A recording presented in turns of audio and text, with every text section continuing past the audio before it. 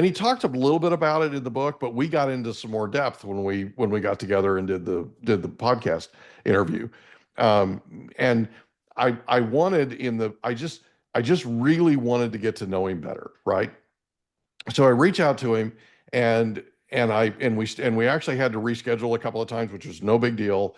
Yeah. We actually did the we stepped outside of the normal schedule and all this kind of stuff, did it early, all that kind of thing. Right? And I just the it's very hard for me to describe how unbelievably excited I was to be on with him and to have an opportunity to have him tell us his life story and talk about giftology and talk about sort of how he got to where he was. Right? And I I found that I I was completely enthralled with, I was just completely connected with him in a way that I sort of knew I would.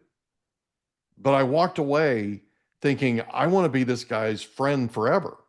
Right. And it's more because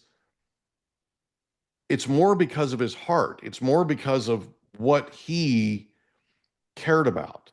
Right. Which was everybody. He cared about everybody, right? He wanted everybody to, and this is a guy that, and I tell people this a lot, but I get on stage in front of a lot of people Mhm. and I I get nervous, right? But one of the things that helped me years ago, I was thrust into a speaking thing and there were a lot of people in the audience, more than I'd ever spoken to before. And I was panicking. I was literally having a panic attack or starting to. And it dawned on me, I had an epiphany. If I cared more about the people in the audience than I did about me and how I looked doing it, everything's going to be fine. Right? Yeah. That's John. That's It was. literally John. Mhm. And the impact that he had on me is hard to put into words. Well, thank Sorry. you.